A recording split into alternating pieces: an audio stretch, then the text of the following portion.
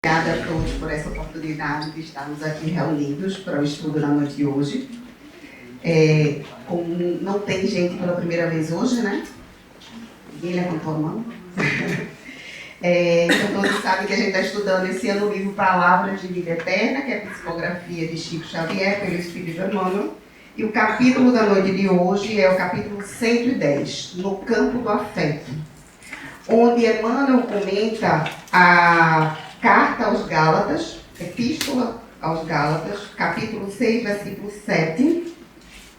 Tudo que o homem semear, isso também ceifará. Outros já podem ter ouvido. Tudo aquilo que a gente planta, a gente colhe. E aí, antes da gente refletir sobre esse ponto que Paulo traz para a gente, e Emmanuel discorre sobre, eu fui buscar o significado de afeto. E afeto, no dicionário, corresponde a um sentimento de afeição por pessoa ou animal. Tem a ver com amizade. E aí faz bem sentido o que o Emmanuel traz de reflexão neste evangelho. Porque ele inicia dizendo que todos nós desejamos, ansiamos, queremos receber afeto.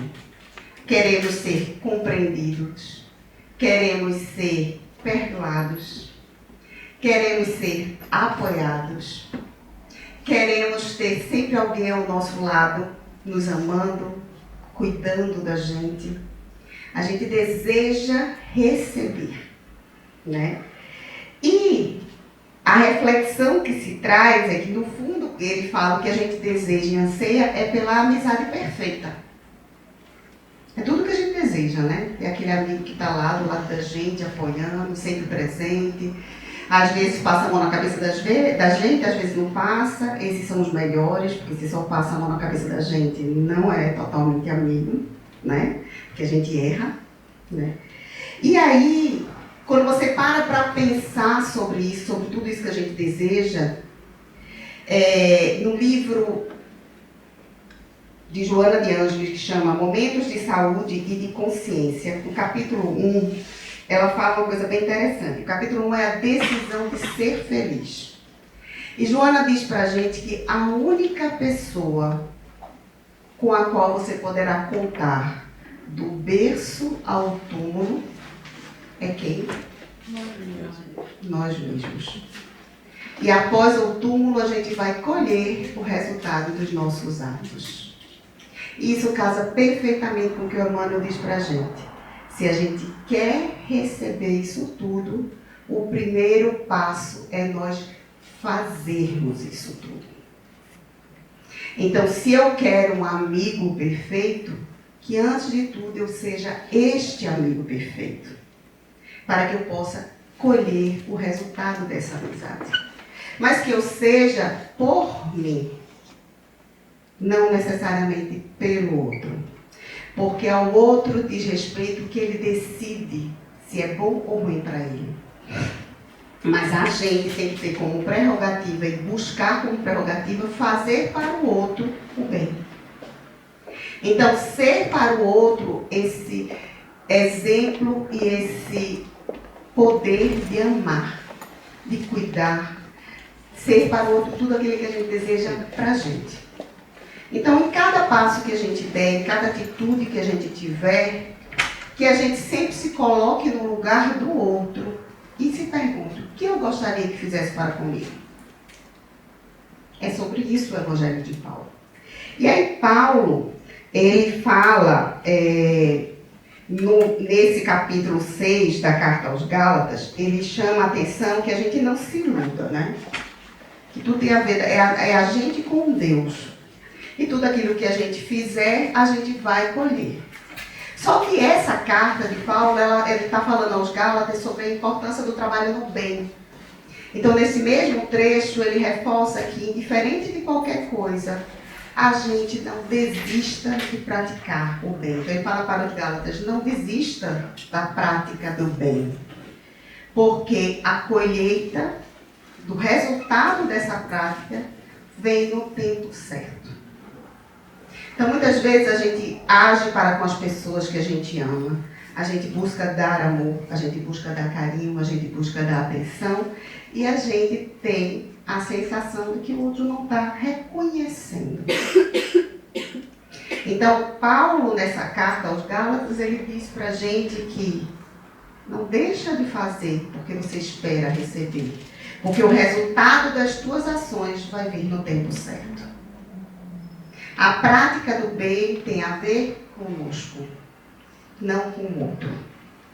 A gente faz para o outro, mas o resultado é em nós. Então, quando a gente faz o bem para alguém, quem primeiro se beneficia dele somos nós mesmos.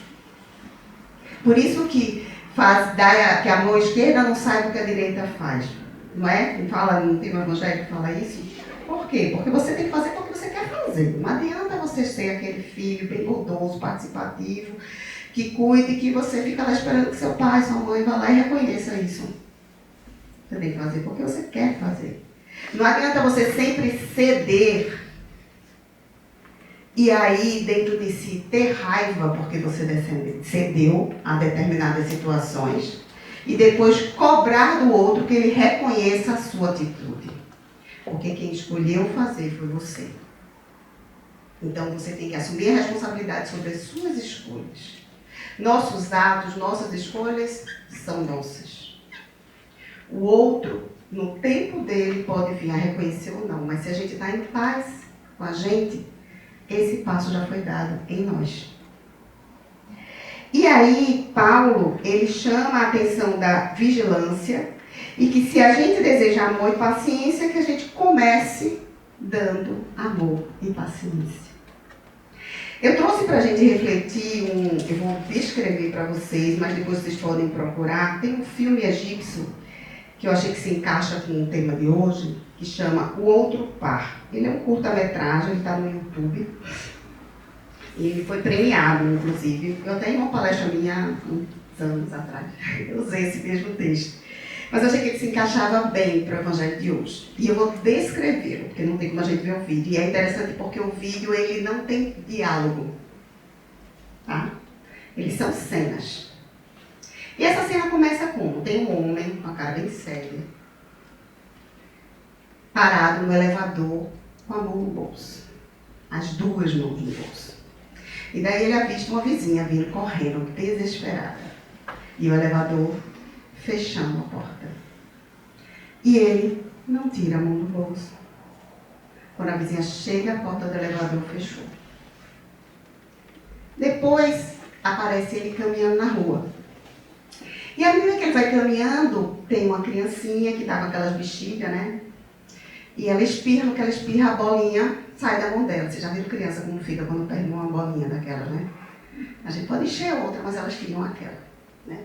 E ele, aquele homem grande, alto, caminhando na rua, a bexiga passa por ele, ó. E ele nem olha. E a criança lá se entristece. E ele continua caminhando. Nessa sua caminhada, com as mãos no bolso, tem um homem tirando as compras do supermercado do carrinho para botar no carro dele e o carrinho começa a andar. Sabe aquela cena que a gente passa a vez que o carrinho vai andando assim e a gente está desesperado, sai correndo atrás? O carrinho passa por ele, ele desvia do carrinho e segue. E o homem passa correndo para pegar o carrinho.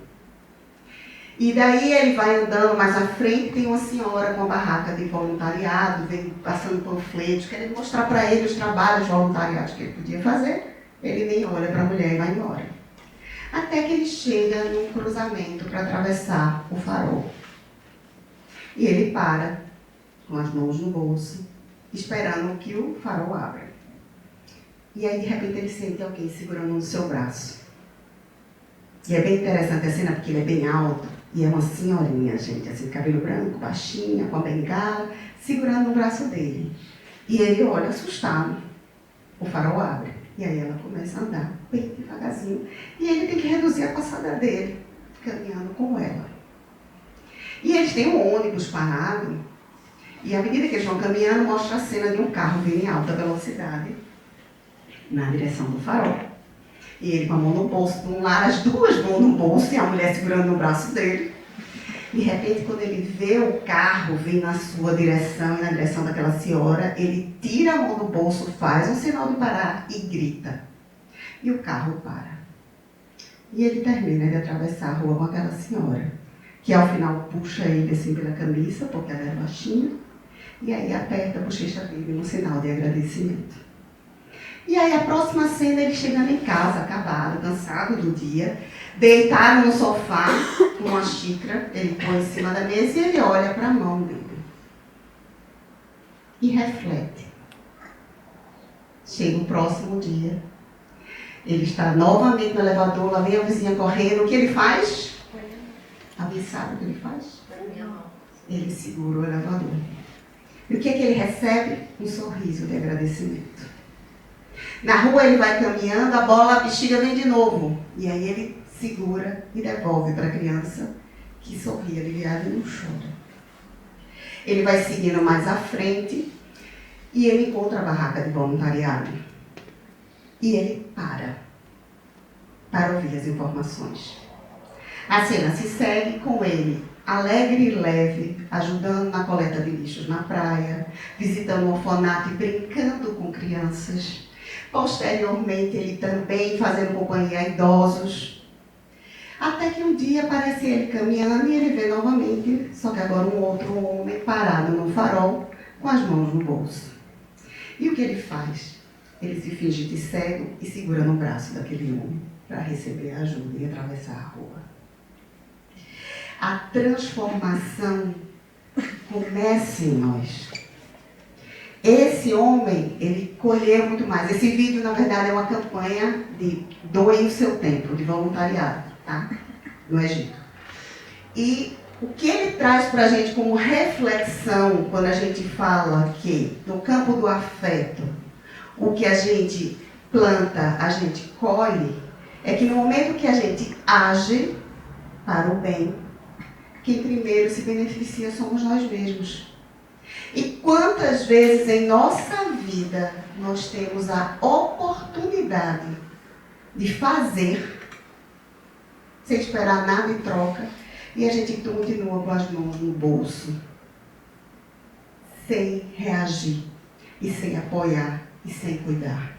Mas a gente quer ser abraçado, a gente quer ser cuidado, a gente quer que o outro tire a mão do bolso por nós.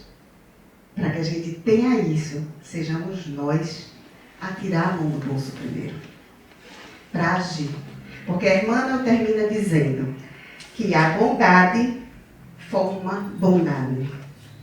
A abnegação gera abnegação. E eu completaria com a frase que todos nós conhecemos. Gentileza gera gentileza. E amor, gente, vai sempre gerar amor.